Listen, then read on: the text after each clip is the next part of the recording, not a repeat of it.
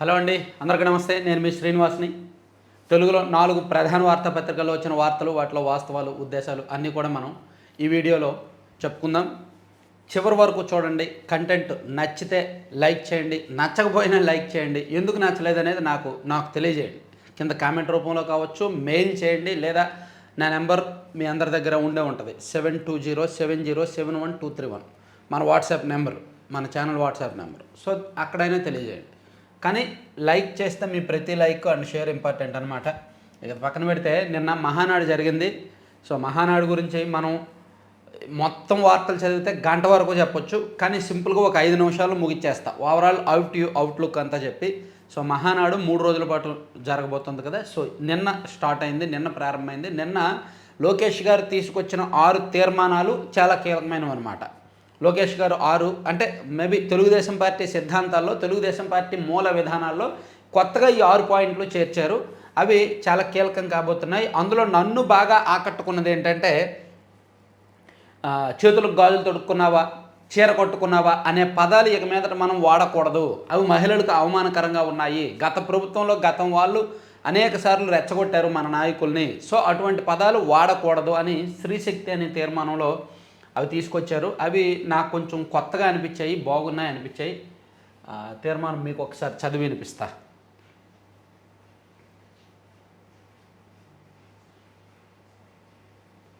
అది ఎక్కడుంది, లోపల పేజీలు ఎక్కడో రాశారు.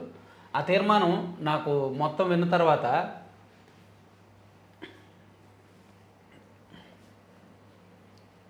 ఇదిగోండి, స్త్రీశక్తి. ఎన్టీఆర్ మహిళలకు ఆస్తిలో సమాన హక్కు ఇస్తే చంద్రబాబు ఆర్థిక స్వాతంత్రం కల్పించారు. వైకాపా ప్రభుత్వంలో ఆ పార్టీ నాయకులు శాసనసభ సాక్షిగా తల్లుల్ని అవమానించారు. చివరకు సొంత తల్లిని చెల్లిని మేడ పట్టుకుని గెంటేశారు. తెదేపా మహిళలకు రిజర్వేషన్లు కల్పించింది. దీపం వంటి పథకాలు ప్రవేశపెట్టింది. రాబోయే రోజుల్లో మహిళల్ని మరింత బలోపేతం చేసేందుకు స్త్రీ శక్తి ద్వారా కృషి చేస్తాం. మార్పు మన ఇంట్లోనే మొదలవ్వాలి. గాజులు తొడుక్కున్నావా, చీరలు కట్టుకున్నావా, ఆడపిల్లల ఏడవద్దనే మాటలు మానేస్తే మనం ఆశించిన మార్పు వస్తుంది. సో ఈ పదాలు, ఈ మాటలు వాడడం మానేద్దాం అని లోకేష్ గారు తీసుకొచ్చిన 6 విధానాల్లో, 6 సిద్ధాంతాల్లో ఇది కొత్తగా ఉంది వినడానికి. సో ఇక మీదట మనం గాజులు తొడుక్కున్నాం అంటే ఆడపిల్లలకు అవమానకరంగా ఉండే మాటలు. అంటే ఎవరైనా ఏడిస్తే, ఒక మగవాడు ఏడిస్తే ఆడపిల్లల ఏడుస్తున్నావేంటి అనే మాట వాడడం. నిజంగా ఆడవాళ్ళు ఏడుస్తారేంటి? ఇలా ఇది అంటే ఒక కొత్త ఆలోచన అనిపించింది. ఇది ఖచ్చితంగా ఇది మంచి శాసనం, ఖచ్చితమైన శాసనం అనుకోవచ్చు. ఇక యువగలము, తెలుగు జాతి విశ్వఖ్యాతి, కార్యకర్త అధినేత, అన్నదాత కాండగా, పేదల సేవలు, రీ ఇంజనీరింగ్ ఇవన్నీ మనం గతంలో చాలాసార్లు కూడా విన్నాము. అఫ్కోర్స్ అవి పార్టీ విధానాల్లో ప్రవేశపెట్టడం అనేది తెలుగుదేశం పార్టీకి ఒక రకంగా మంచి చేసేదే. సో నిన్న ఓవరాల్గా రాష్ట్రం దశ దిశ మారుస్తాము, అందుకు అవసరమైన విధానాలు రూపొందిస్తాము, పసుపు సైనికుల త్యాగాల ఫలితమే ఈ అధికారం, అందుకు తగిన గుర్తింపు గౌరవం ఇస్తాం, కార్యకర్తల ద్వారా పాలనే నిజమైన పొలిటికల్ గవర్నెన్స్, 3 పార్టీలు కలిసి నడవాలి, కలిసి గెలవాలి, గత పాలకుల కుంభకోణాల లెక్కలు తీస్తున్నాం, దోపిడీదారులు, గాడి తప్పిన నేతలు, అధికారులకు శిక్ష తప్పదు, తెదేపా అధినేత ముఖ్యమంత్రి చంద్రబాబు వ్యాఖ్యలు, ఘనంగా ప్రారంభమైన మహానాడు వేడుకలు, కార్యకర్తల ద్వారా పాలనే నిజమైన పొలిటికల్ గవర్నెన్స్ అని చెప్పారు. ఈ ఏడాదిలో పొలిటికల్ గవర్నెన్స్ ఉందా లేదా అనేది ఒక్కసారి కామెంట్ చేయండి. చంద్రబాబు నాయుడు గారు 2024లో జూన్లో సీఎం అయిన కొత్తలోనే ఈసారి పొలిటికల్ గవర్నెన్స్ ఉంటుంది అని కామెంట్ చేశారు. ఇప్పుడు ఏడాది తర్వాత నిర్వహిస్తున్న మహానాడులో కూడా పొలిటికల్ గవర్నెన్స్ అని చెప్తున్నారు. మరి ఏడాదిలో పొలిటికల్ గవర్నెన్స్ ఉందా లేదా అనేది ఒకసారి కామెంట్ చేయండి. 43 ఏళ్ల ప్రస్థానంలో ప్రజల జీవితాలని తెలుగుదేశం ఎంతో ప్రభావితం చేసింది. రాజకీయాల్లో సామాజిక న్యాయం అనే అతిపెద్ద విప్లవం తెచ్చింది తెలుగుదేశం పార్టీయే. సంక్షేమం, సంస్కరణలు, అభివృద్ధికి తెదేపా ట్రెండ్ సెట్టర్, పాలనకు బ్రాండ్ అంబాసిడర్. ఈ విషయంలో పసుపు జెండా పుట్టక ముందు తర్వాత అనే గీత స్పష్టంగా కనిపిస్తోంది అని చంద్రబాబు గారు చెప్తే, ప్రజలే దేవుళ్ళు, మనమే 40 ఏళ్ళు అని లోకేష్ గారు పిలుపునిచ్చారు. తెదేపా పార్టీని మరో 40 ఏళ్ళు సమర్థంగా నడపాలంటే ప్రజలకు మరింత చేరువ చేయాలి. మారుతున్న ప్రజల అవసరాలు, ఆలోచనలకు అనుగుణంగా పార్టీలో మార్పులు జరగాలి. తెలుగు జాతి విశ్వఖ్యాతి, యువగలం, స్త్రీశక్తి, పేదల సేవలో, సోషల్ రీ ఇంజనీరింగ్, అన్నదాత కాండగా, కార్యకర్త అధినేత అన్న 6 అంశాలకు లోబడే పార్టీ పనిచేయాలి అని ఈ సిద్ధాంతాలు ప్రతిపాదించారు. అలాగే వర్సా క్లస్టర్స్ వాళ్ళకి 99 పైసలకు భూమి ఇచ్చినట్టు నిరూపిస్తే నేను రాజీనామా చేస్తానని చెప్పి జగన్మోహన్ రెడ్డి గారిని ఉద్దేశించి లోకేష్ గారు ఒక సవాల్ చేశారన్నమాట. ఇవన్నీ మహానాడుకు సంబంధించిన అంశాలు. మొత్తం ఈనాడు, ఆంధ్రజ్యోతిలో ఫుల్గా పరిచేశారు. ఇదిగోండి, 6 శాసనాలపై తీర్మానాలు, నేతల ప్రసంగాలకు ర్యాంకులు. సో లోకేష్ గారు ప్రవేశపెట్టిన 6 శాసనాల మీద ఆయా వర్గాలకు చెందిన నేతలు మాట్లాడారు. వాళ్ళకి చంద్రబాబు గారు ర్యాంకులు ఇచ్చారనమాట. P4 అంటే ఉపాధి చూపించడం. తెదేపా NRI విభాగం ఆధ్వర్యంలో 1,00,000 మందికి ఉద్యోగాలు కల్పిస్తాం. పేదరికం లేని సమాజం. P4 సంకల్పంపై తీర్మానంలో వక్తలు. ఇక నిన్న మహానాడు జరుగుతున్న సందర్భంగా పవన్ కళ్యాణ్ గారు, జనసేన పార్టీ అధినేత పవన్ కళ్యాణ్ గారు మహానాడు అనే పదం విన్నా చదివినా వెంటనే గుర్తుకొచ్చే తెదేపానే అంతలా తెలుగువారి గుండెల్లో స్థిరపడిపోయింది. కడపలో అంగరంగ వైభవంగా చారిత్రక రాజకీయ పండుగ మహానాడు ప్రారంభమైన వేళ తెదేపా జాతీయ అధ్యక్షుడు సీఎం చంద్రబాబు మంత్రి లోకేష్కు శుభాకాంక్షలు అని చెప్పి ఆయన ట్విట్టర్లో అంటే ఎక్స్ వేదికగా తన శుభాకాంక్షలు తెలియజేశారన్నమాట. అలాగే దానికి సంబంధించి ఇదిగోండి, అట్టహాసంగా ఆరంభం. తొలి రోజు రాష్ట్రం నలుమూల నుంచి తరలివచ్చిన శ్రేణులు అని చెప్పి మొత్తం మీద ఓవరాల్గా నిన్న మహానాడు ఎలా జరిగింది, వేలాది మంది కార్యకర్తలు వచ్చారు. ప్రతినిధుల సభకి గ్రాండ్ సక్సెస్ అయింది అనుకోవచ్చు ఒక రకంగా. తల్లిని చెల్లిని గెంటేసిన జగన్, మహిళా మంత్రుల విమర్శలు. తెదేపాతోనే నారీమణులకు గౌరవం అంటూ కితాబు. స్త్రీ శక్తిపై మహానాడులో చర్చ. 99 పైసలకు భూములు ఇచ్చినట్టు నిరూపిస్తే రాజీనామా చేస్తా. వర్షా సంస్థకు మార్కెట్ ధరకే ఇచ్చాం. మార్కెట్ ధరకు అయితే ఇవ్వలేదు, తక్కువ ధరకు అయితే ఇచ్చారు. 99 పైసలకి ఇవ్వలేదు, మార్కెట్ ధరకే ఇవ్వలేదు, కానీ తక్కువ ధరకు ఇచ్చారు. మధురవాడలో ఎకరం 30 కోట్లు 25 కోట్లు ఉంటుంది, అక్కడ ₹1,00,00,000 ఇచ్చారు ఎకరం. కాపులుప్పాళ్ళలో ఎకరం ఒక 15-12 కోట్ల వరకు ఉంటుంది, అక్కడ 50 లక్షలకి ఇచ్చారు ఎకరం. అది మార్కెట్ ధర అంటే రిజిస్ట్రేషన్ ధర అంటారా? అక్కడ బయట ఎవరు ఆ రేటుకు కొనలేరు కదా ఏ కంపెనీ వాళ్ళు. 3 తరాల ముచ్చట్లు.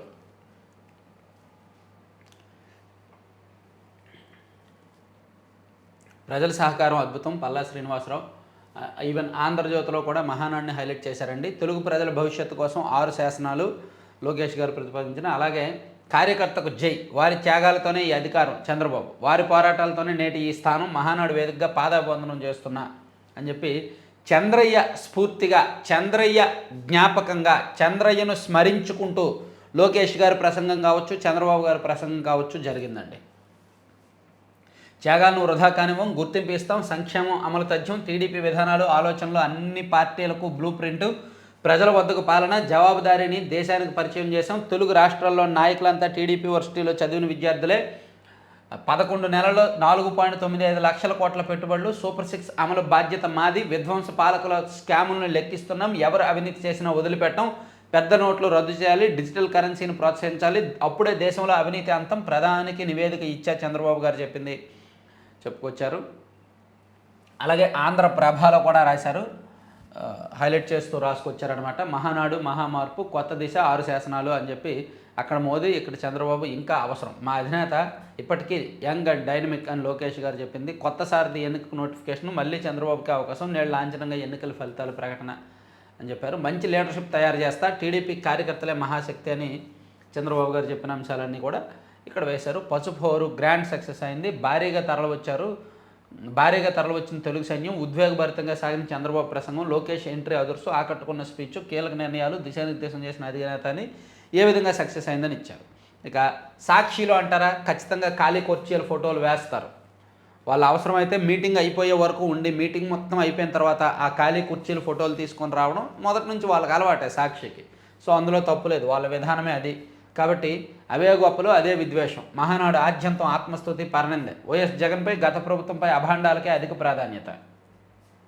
చంద్రబాబు మొదలు నేతలందరి మాటల్లోనూ విషం. లోకేష్ 6 శాసనాలపై శ్రేణుల పెదవి విరుపు. సూపర్ 6 ఉండగా ఇవెందుకని సందేహం. సో ఇట్లా సూపర్ 6 అనేవి సంక్షేమ పథకాలు. లోకేష్ తీసుకొచ్చిన 6 శాసనాలు ఆ పార్టీ విధానాలు, ఆ పార్టీ సిద్ధాంతాలు. దానికి దీనికి తేడా తెలుసుకోవాలి. మనుషులమే కదా, దానికి దీనికి తేడా తెలుస్తుంది కదా. లోకేష్ గారు తీసుకొచ్చిన 6 శాసనాలకి, తెలుగుదేశం పార్టీ ఎన్నికలకు ముందు ఇచ్చిన 6 హామీలకి సంబంధం ఏంట్రా వెధవ అని అప్పుడప్పుడు అడగాలని ఉంటుంది. కానీ మనం అలా అడగకూడదు. ఎందుకంటే మనం ప్రజాస్వామ్యమైన దేశంలో ఉన్నాం కాబట్టి దానికి దీనికి సరిపోల్చకూడదు. ఇక్కడ ఈ వార్త రాసిన జర్నలిస్ట్ గారికి, ఈ వార్త దిద్దిన ఎడిటర్ గారికి నా రిక్వెస్ట్ ఏంటంటే దానికి దీనికి తేడా ఉంది. సూపర్ 6 వేరు, నిన్న తీసుకొచ్చిన 6 సిద్ధాంతాలు వేరు. సిద్ధాంతానికి పథకానికి తేడా లేదా? ఉంటుంది కదా. సో ఇవి మహానాడుకి సంబంధించిన అంశాలు ఇంకా పక్కన పెట్టేద్దామండి. మనం నేను గతంలో చెప్పేవాడిని కదా, మీకు గుర్తుండే ఉంటుంది, లడ్డూపల్లెం.com అనే ఒక అడ్వర్టైజ్మెంటు. సో వాళ్ళు మార్పులు చేర్పులు చేశారండి. నిజానికి లడ్డూపల్లెం మొదట్లో నేను చెప్పిన తర్వాత మన వాళ్ళు చాలామంది బుక్ చేసుకున్నారు. అయితే వాళ్ళు ఇన్ టైం డెలివరీ ఇవ్వలేకపోయారు అండ్ ప్యాకింగ్ కూడా సరిగ్గా లేదని చెప్పి చాలా కంప్లైంట్స్ వచ్చాయి. ఇన్ టైం డెలివరీ అవ్వలేదు, ప్యాకింగ్ లేదని. సో ఇప్పుడు అవన్నీ మార్పులు జరిగాయి. పూర్తిగా టైం టు టైం డెలివరీ ఉంటుంది. అలాగే ప్యాకింగ్లో కూడా కంప్లీట్గా మార్పులు వచ్చాయన్నమాట. సో వీలైతే ఒకసారి ట్రై చేయండి. అలాగే కొత్త మెనూలో కూడా కొత్త ఐటమ్స్ చేర్చారు. ఈ రాగి, సజ్జ, జొన్న, వాటితో హాట్ కూడా జంతికలు, మురుగులు అటువంటి పిల్లలకు బాగా ఇష్టం కదా టైంపాస్ తినడానికి, అటువంటివి చేర్చారు. రాగి, సజ్జ, జొన్నతో అవి చేయడం అంటే మామూలు విషయం కాదు. ట్రై చేశారు, సక్సెస్ అయ్యారు, ట్రైనింగ్ తీసుకున్నారంట. అలాగే పిల్లలకు ఎంతో బలమైన పొడి మిల్లెట్ పౌడర్ కావచ్చు, అలాగే ప్రోటీన్ పౌడర్ కావచ్చు, డేట్స్ పౌడర్ కావచ్చు పిల్లల కోసం, అది కూడా తీసుకొచ్చారు. సో ఇవన్నీ కూడా మెనూలో ఉన్నాయి. వీలైతే వాళ్ళ ఫోన్ నెంబర్ 9997839994 ఈ నెంబర్కి వాట్సాప్లో ఫోన్ మెసేజ్ పెట్టి ఆర్డర్స్ ఇవ్వచ్చు. 9997839994 ఈ నెంబర్కు వాట్సాప్లో ఆర్డర్స్ ఇవ్వండి. కొత్తవి యాడ్ చేశారు మెనూలో. అలాగే ఆన్లైన్లో ఆర్డర్ చేయాలన్నా సరే ఆన్లైన్లో ఇవన్నీ ఉన్నాయి. సో లడ్డూపల్లెం.com అనేది విజిట్ చేయండి. ప్యాకింగ్ మారింది, డెలివరీ కూడా ఫాస్ట్గా అవుతుంది, ఇక మీద ఎటువంటి ఇబ్బందులు ఉండవు అని మరీ చెప్పారు.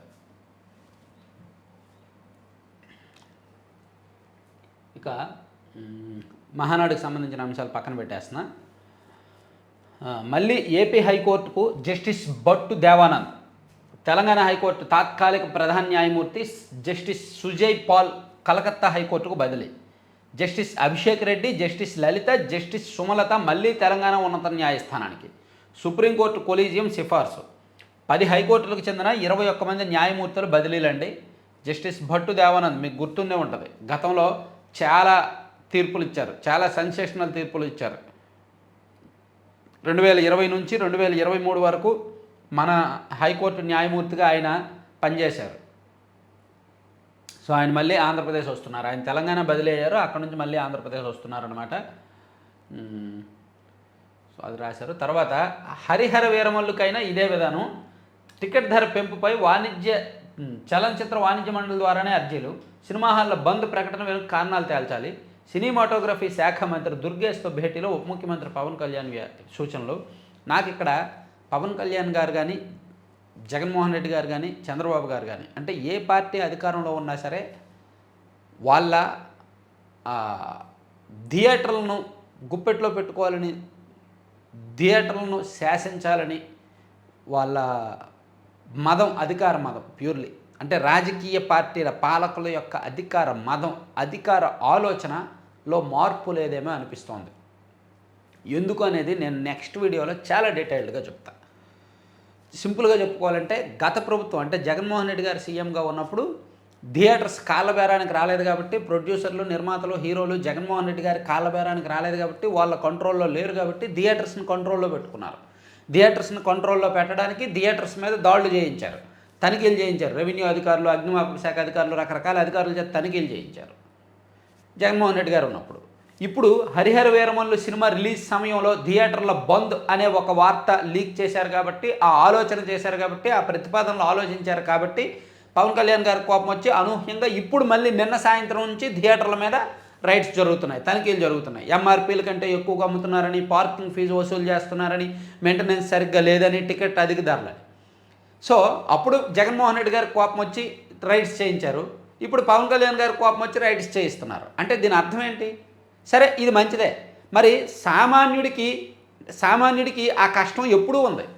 ఇప్పుడు నిన్న ఉన్న పలంగానే వాళ్ళేమీ ఎక్కువ రేట్లకు అమ్మట్లా, ఎంఆర్పీ కంటే ఎక్కువగా అమ్మట్లా. తినుబండారాలు కానీ, ఆహార పానీయాలు కానీ, వాటర్ బాటిల్స్ కానీ థియేటర్స్లో అది అలవాటు అయిపోయింది.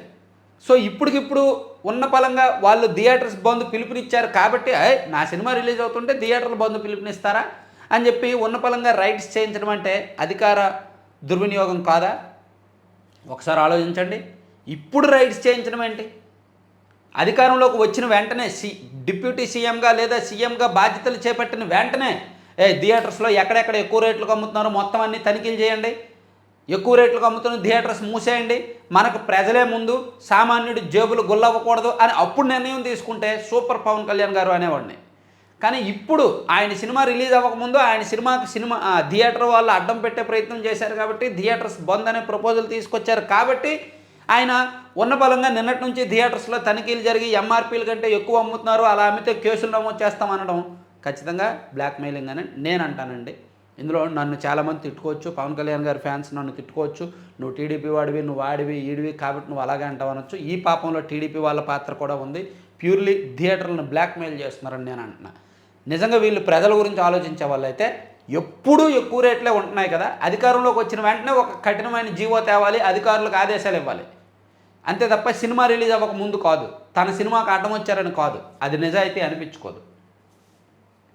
నిర్మోహమాటంగా చెప్పా, చాలామంది తిట్టుకోవచ్చు కాక పర్వాలా. 5వ తరం యుద్ధ విమానంపై ముందడుగు. ఆమ్కా ప్రాజెక్టు ఎగ్జిక్యూషన్ నమూనాకు రక్షణ శాఖ ఆమోదం. ప్రభుత్వ ప్రైవేటు సంస్థలకు సమాన అవకాశాలు. దేశీయ పరిజ్ఞానానికి పెద్దపీట. మరింత మెరుగుపడనున్న వైమానిక పోరాట సామర్థ్యం.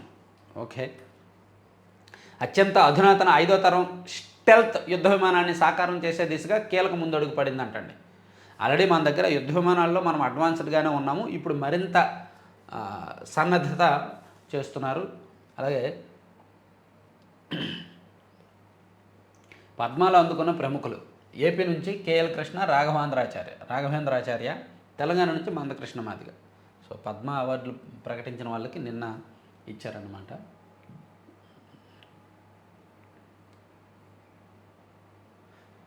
సాంకేతిక పరిజ్ఞానాల ధృవీకరణకు ఏపీలో ల్యాబ్ ఏర్పాటు చేయండి. ఓకే, మహిళల భద్రతకు 7993485311 వాట్సాప్ నెంబర్. స్త్రీ శక్తి పేరుతో విడుదల చేసిన డీజీపీ హరీష్ కుమార్ గుప్తా. తెదేపా కార్యాలయంపై దాడి కేసులో ఆళ్ల పేరు మే 31 విచారణకు రావాలని నోటీసు. ఆళ్ల రామకృష్ణారెడ్డి మంగళగిరి మాజీ ఎమ్మెల్యే. టీడీపీ కార్యాలయం మీద దాడి కేసులో ఆయన 127వ నిందితుడిగా చేర్చారన్నమాట పోలీసులు. విచారణకు రమ్మన్నారు. ఇక మద్యం కుంభకోణం సొమ్ము అంతిమంగా ఎవరికి చేరింది? మనీ ట్రయల్ ద్వారా తేల్చనున్న ఈడీ. సిట్ అధిపతి రాజశేఖర్ బాబుతో సుదీర్ఘ భేటీ. నేడు రాజ్ కసిరెడ్డిని విచారించనున్న అధికారులు. సో మద్యం కుంభకోణంలో ఈడీ రంగంలోకి దిగింది. ఈ ఓవరాల్ స్కామ్లో అంతిమంగా ఎవరి అకౌంట్లోకి వెళ్ళింది, ఏ విధంగా వెళ్ళింది, మనీ లాండరింగ్ ఎండింగ్ ఎక్కడ జరిగింది, ఎవరికి చేరింది అనేది ఈడీ తేల్చిపోతోంది. దీనిలో భాగంగా సిట్ బృందానికి నేతృత్వం వహిస్తున్న రాజశేఖర్ బాబు గారితో నిన్న ఈడీ అధికారులు సుదీర్ఘంగా భేటీ అయ్యారు. ప్లస్ ఈరోజు రాజ్ కసిరెడ్డిని విచారించబోతున్నారు. మద్యం కుంభకోణంలో అత్యంత కీలకమైన నిందితుడిగా ఉన్న రాజ్ కసిరెడ్డి దగ్గరికి ఈడీ వెళ్ళబోతుందన్నమాట. కొంచెం సీరియస్గానే తీసుకుంది ఈడీ. ఈసారి వర్షాలు పుష్కలం, ఎంఐడి అంచనా.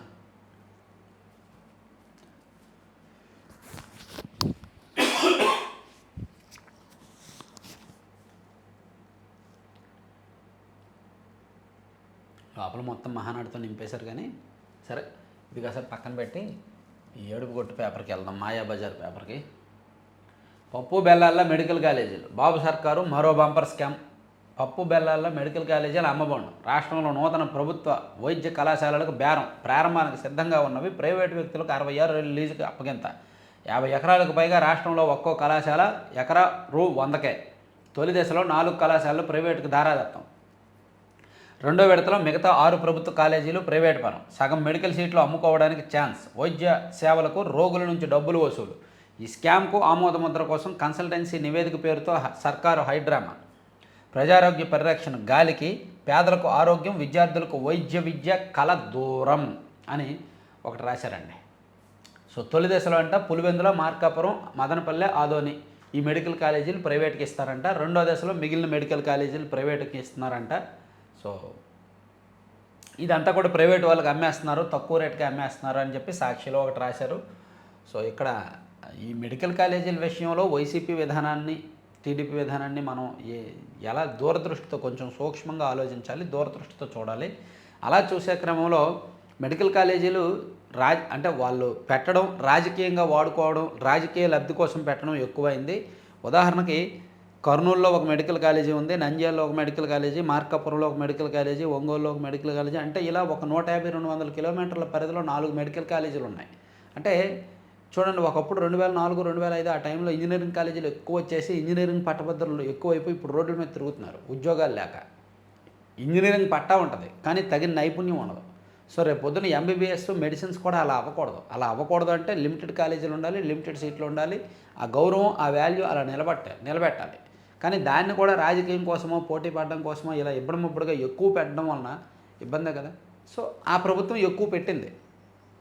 ఈ ప్రభుత్వం వాటిని ఏం చేయాలో తెలియక ముప్పు తిప్పలు పడుతూ చివరికి ప్రైవేట్ వాళ్ళకి ఇవ్వడానికి నిర్ణయం తీసుకుంది. తర్వాత అసలు ప్రభుత్వం ఉందా? తెనాలి ఘటనపై దళిత మైనారిటీ బాధిత కుటుంబాలు ఆక్రోశం. వీళ్ళకి దొరికింది, ఇంకా ఊరుకుంటారా? మామూలుగా వెయిట్ చేస్తున్నారు, ఆకలి మీద ఉన్నారు, ఒక ప్లేట్ వచ్చింది, ఆ ప్లేట్ తినొచ్చా లేదా, వాడుకోవచ్చా లేదా అని కూడా ఆలోచించకుండా ఇంక దాన్ని రాజకీయంగా వాడేస్తున్నారు. తెనాలిలో జరిగిన ఘటనని మా పిల్లలపై తప్పుడు కేసులు బనాయించారు, ఇదేం ఘోరం, ఇంత క్రూరంగా హింసిస్తారా? మా గుండెలు బద్దలయ్యాయి. రాజ్యాంగం మీకు ఏమైనా ప్రత్యేక రక్షణ కల్పించిందా? లక్షల మందిపై కేసులున్నా ఇలా ఎవరికైనా ఎక్కడైనా కొట్టారా? దీనిపై న్యాయ పోరాటానికి వెనుకాడేది లేదు. సో ఇక్కడ మొత్తానికి ఇక్కడ తెనాలిలో ఏదైతే ఘటన జరిగిందో దానికి తటస్థంగా ఆలోచించే వాళ్ళు, చాలా వర్గాల వాళ్ళు పోలీసులకు మద్దతు పలుకుతున్నారు. కానీ వైసీపీ మాత్రం పర్టికులర్గా కొన్ని వర్గాలను రెచ్చగొట్టి ఇదిగో ఈ వర్గం వాళ్ళనే కొట్టారు అనే టార్గెట్ చేసి రాజకీయంగా దీన్ని ఒక పెద్ద దుమారం రేపే ప్రయత్నం అయితే వైసీపీ ప్రారంభించింది. అందుకే దానిలో భాగంగా నిన్న ఆ బాధిత కుటుంబాలతో మాట్లాడించారు, సాక్షిలో హైలైట్ చేశారు. అండ్ వైసీపీలో ఉన్న దళిత నాయకులు, మైనారిటీ నాయకుల చేత కూడా మాట్లాడించారు. మొత్తానికి పెద్ద ఇష్యూనే చేయడానికి వైసీపీ వాళ్ళు ట్రై చేస్తున్నారు. ఇక్కడ ఒక రాజకీయ మంట పెట్టి ఆ మంట ద్వారా కాచుకోవడానికి ట్రై చేస్తున్నారనమాట, ఆ మంటతో ఆస్వాదించడానికి. సో తెనాలి ఘటన విషయంలో మన ఛానల్లో నిన్న చాలా క్లియర్గా ఒక లాంగ్ వీడియో చేశాను, దానికి కూడా మంచి రెస్పాన్స్ వచ్చింది, మీరు చూసే ఉంటారు.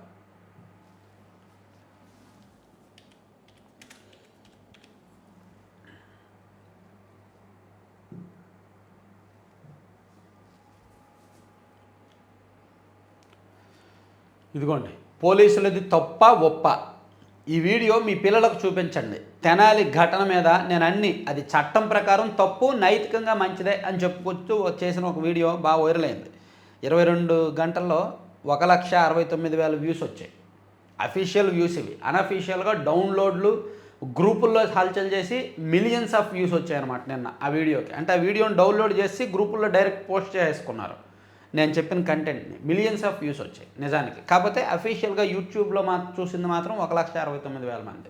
దానిలో మన ఛానల్ మొత్తం మీద ఎక్కువ బాగా వైరల్ అయిన వీడియో. ఎందుకంటే నేను చాలా స్పష్టంగా నా అభిప్రాయాన్ని చెప్పాను. చట్ట ప్రకారం తప్పే, పోలీసులు అలా కొట్టకూడదు. కానీ నైతికంగా చూస్తే, ఎథికల్గా చూస్తే, మోరల్గా చూస్తే పోలీసులను సపోర్ట్ చేయాలి. ఎందుకంటే వాళ్ళు ముగ్గురు క్రిమినల్ కాబట్టి, క్రిమినల్ హిస్టరీ ఉంది కాబట్టి, 2019, 2018 నుంచి కేసులు ఉన్నాయి కాబట్టి, ప్లస్ వాళ్ళు చేసిన తప్పు కాబట్టి. సో అది ఆ విషయంలో వైసీపీ వాళ్ళ వెర్షన్ అయితే వైసీపీకి ఉంది. వైసీపీ వాళ్ళు చాలా హైలైట్ చేశారు ఈరోజు కూడా.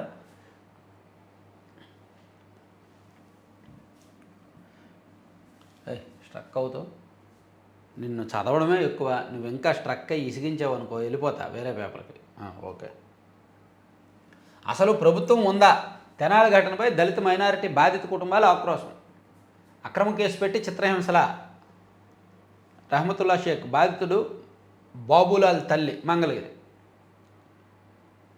కానిస్టేబుల్ బ్యాంకు ఖాతా పరిశీలించాలి అని రాకేష్ తండ్రి, బాధితుడు రాకేష్ దోమవాసు అంట. ఓకే, అక్రమ కేసు బనాయించారు. సాంబశివరావు బాధితుడు బాబులాల్ సోదరుడు మంగళగిరి. ఇదేం ఘోరం, ఇంత క్రూరత్వమా? చేబ్రోలు ఇజ్రాయెల్ బాధితుడు జాన్ విక్టర్ తండ్రి. సో ఇది అంటే ఇక్కడ ఒకటి, వాళ్ళు దెబ్బలు కాశారు కాబట్టి నడి రోడ్డు మీద ఆ బాధ, తల్లిదండ్రుల ఆ బాధ ఉంటుంది, ఆవేదన ఉంటుంది. మంచి చెడు ఆలోచించలేరు. ఎంతైనా పుత్రవాత్సల్యం, పిల్లల మీద ప్రేమ ఆప్యాయతలు ఉంటాయి, అది చంపుకోలేరు కదా. వెళ్ళి మేము పోలీసులకే సపోర్ట్ చేస్తాం, మా పిల్లలు తప్పు చేశారు మీరు కొట్టండి అని 4 గోళ్ల మధ్య అంటే అంటారేమో. కానీ ఏ తల్లిదండ్రులైనా బహిరంగంగా అలా పిల్లల్ని కొడితే ఏ తల్లిదండ్రులు తట్టుకోలేరు కాబట్టి ఆటోమేటిక్గా అలాగే మాట్లాడతారు. అలా మాట్లాడటమే వీళ్ళకి కావాలి కాబట్టి దాన్ని హైలైట్ చేశారనమాట. గోదావరిలో మరో విషాదం. విశాఖ స్టీల్ ప్లాంట్లో ఉద్రిక్తత. కాంట్రాక్ట్ కార్మికుల అక్రమ తొలగింపులకు నిరసనగా విశాఖ స్టీల్ ప్లాంట్ సిబ్బంది చేపట్టిన అడ్మిన్ బిల్డింగ్ ముట్టడి తీవ్ర ఉద్రిక్తతకు దారితీసింది. ఆల రామకృష్ణారెడ్డికి సిఐడి నోటీసులు. ఏపీ హైకోర్టుకు జస్టిస్ భట్టు దేవానంద్. తర్వాత హరిహర కథ అడ్డం తిరిగింది. సినిమా థియేటర్ల బంద్ వెనుక ఉన్నది జనసేన పార్టీ నాయకుడే. సినిమా థియేటర్ల బంద్పై వారం రోజులుగా పవన్ జనసేన నేతలు హడావిడి. సినీ పరిశ్రమకు హెచ్చరికలు చేస్తూ పవన్ ప్రకటనలు. పవన్ సినిమా రిలీజ్ విషయంలో ఆ నలుగురు కుట్ర అంటూ మంత్రి దుర్గేష్ రాద్ధాంతం. చివరకు బంద్ వెనుక ఉన్నది జనసేన నేత అత్తి సత్యనారాయణ ఉన్నట్టు తేలడంతో అబాసుపాలు. ఆయన్ను పార్టీ బాధ్యతల నుంచి తొలగిస్తున్నట్టు జనసేన ప్రకటన. అసలు ఈ సినిమా థియేటర్ల బంద్ అనే ప్రపోజల్ ఫస్ట్ వచ్చింది ఏప్రిల్ నెలలో వచ్చింది. ఆ ఏప్రిల్ నెలలో దాన్ని తీసుకొచ్చింది తూర్పుగోదావరి జిల్లాలో ఉన్న సినిమా థియేటర్ యజమానులు. అందులో కూడా అత్తి సత్యనారాయణ అనే జనసేన పార్టీ నాయకుడే ఫస్ట్ దానికి పిలుపునిచ్చాడు. దానికి కారణం ఏంటంటే నిజానికి ఆయనకు కూడా ఇంటెన్షన్ ఏమీ లేదు. ఆయనకు కూడా హరిహర వీరమల్లు అడ్డుకోవాలని ఇంటెన్షన్ లేదు. హరిహర వీరమల్లు మే నెలలో రిలీజ్ అవుతుంది కదా, జూన్ నుంచి థియేటర్లు బంద్ కదా అని వాళ్ళు ప్రపోజ్ చేశారు. కానీ ఈ సినిమా వాయిదా పడడం ఇదంతా వివాదం జరగడం జరిగిందనమాట. ఇంటెన్షన్స్ ఏమీ లేవు, యాదృచ్ఛికంగా అన్నీ జరిగిపోతున్నాయి అంతే. ఇక స్వదేశీకి ప్రణామం. దిగుమతులు చేసుకునే వస్తువులపై వద్దులే, ఇంక ఈ పేపర్ ఈ కలర్స్ మనం చదవలేం, తట్టుకోలేం, కానీ వెళ్ళిపోయి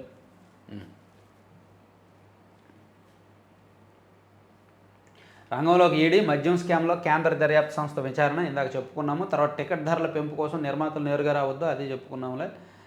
కాంగ్రెస్తో రాయబారం, ఇది కీలకమైన విషయం అండి. హస్తంగూటికి చేరేందుకు కవిత యత్నాలు, మధ్యవర్తి ద్వారా అధిష్టానంతో సంప్రదింపులు. సీఎం రేవంత్ పీసీసీ చీఫ్ దృష్టికి తీసుకొచ్చిన అధిష్టానము ప్రస్తుత పరిస్థితుల్లో వద్దని కాంగ్రెస్ నేతల నిర్ణయము. కేసీఆర్ కుటుంబ కలహాలకు కాంగ్రెస్ కారణమన్న తప్పుడు సంకేతాలు ప్రజల్లోకి వెళతాయనే అభిప్రాయము. కారు దిగి చేయి అందుకునేందుకు ఎమ్మెల్యేల పావులు. కవిత బాటలో ఆ పార్టీని ఇప్పుడే వేడాలని యోచన. వారిలో అత్యధికులు గ్రేటర్లోని బీఆర్ఎస్ ఎమ్మెల్యేలే. సో కవితకి కాంగ్రెస్ ఐడియాలజీ ఉంది. కేసీఆర్ గారి ఇద్దరు పిల్లల్లో కవిత గారికి కాంగ్రెస్ ఐడియాలజీ నచ్చింది. కేటీఆర్ గారికి తప్పుల నుంచి బయటపడడం కోసమో, అవినీతి కేసుల నుంచి విముక్తి కోసమో, ఏదో బెదిరింపులో భయంతోనో అతనికి బీజేపీ ఐడియాలజీ నచ్చిందనమాట. దాంతో కవిత గారు కాంగ్రెస్లోకి వెళ్ళడానికి సన్నాహాలు చేస్తున్నట్టుగా ఆంధ్రజ్యోతిలో ఒక స్పెషల్ వార్త రాశారనమాట. అయితే కాంగ్రెస్ పార్టీ వాళ్ళు మాత్రం ఇప్పుడు ఆ కవితను పార్టీలో చేర్చుకుంటే ఆ కుటుంబాన్ని వీళ్ళే చీల్చారు, వీళ్ళ అధికారాన్ని అడ్డం పెట్టుకొని కుటుంబం మధ్య చిచ్చు పెట్టి ఆమెను చేర్చుకున్నారు పార్టీలోకి అనే అపవాదం ఎదుర్కోవాల్సి వస్తుంది. కాబట్టి వాళ్ళు ప్రస్తుతానికి వద్దు, ఎన్నికల ముందు చూద్దాము అనుకుంటున్నారంట.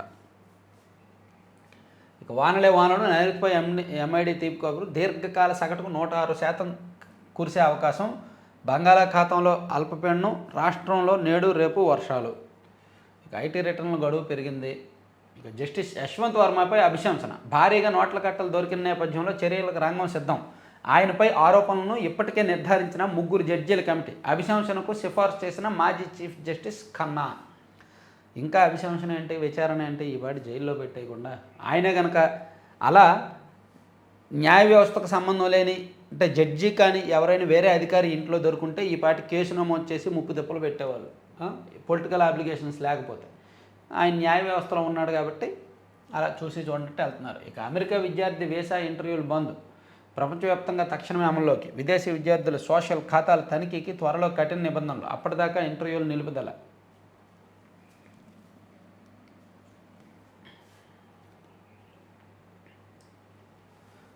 మొత్తం మహానాడుతో నింపేశారు తెలుసా ఈనాడు ఆంధ్రజ్యోతులు ఎక్కువగా.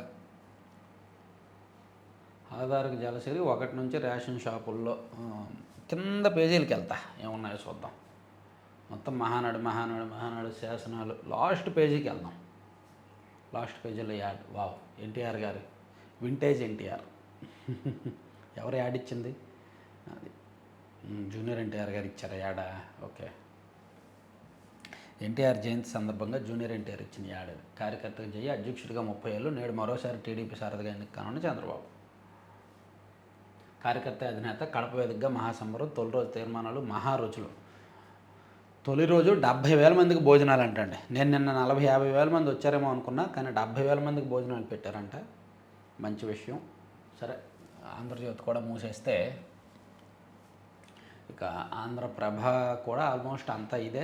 వేరే వార్తలు, థియేటర్లకు గైడ్లైన్స్ అది పక్కన పెట్టేస్తే, పటేల్ సలహా వినుకుంటే పీఓకే ఆనాడే మన చేతికి వచ్చేది, ఉగ్రపీడ విరగడయ్యేది. 1947లో దేశ విభజన మర్నాడే మనపై ఉగ్రదాడి, ముజాహిదీన్ల పేరుతో కాశ్మీర్లో రక్తపాతం. నాడు పటేల్ సలహాను కాంగ్రెస్ పెడజవన పెట్టింది, అందుకే 75 ఏళ్ళుగా హింస కొనసాగుతోంది అనే వాదనను నరేంద్ర మోదీ గారు కొత్తగా తెర మీదకి తీసుకొచ్చారు. నిజమే, 1947లో దేశ విభజన జరిగిన వెంటనే అందుకే ఒక పెద్ద యుద్ధం కూడా జరిగింది కశ్మీర్ విషయంలో.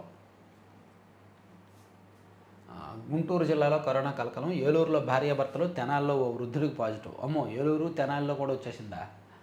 మాజీ ఎమ్మెల్యే ఆర్కేపై సిఐడి కేసు. సిఐడి మాజీ చీఫ్ సంజయ్ సస్పెన్షన్ పొడిగింపు, Sajjala Bhargava Reddy bail petition కొట్టివేత.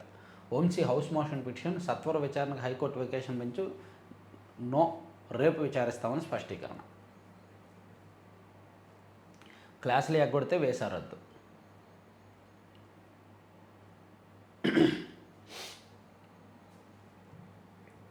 Second పేజ్కి వెళ్దాం, ఏమున్నాయో చూద్దాం.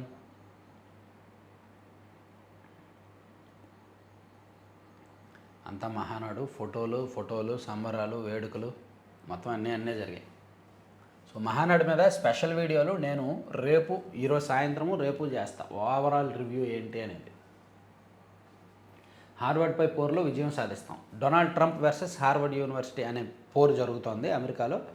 ఎవరు వాదన వాళ్ళకు ఉంది. తర్వాత ఖమేనీతో పాక్ కాళ్ల బేరం, భారత్పై ప్రభావం చూపాను.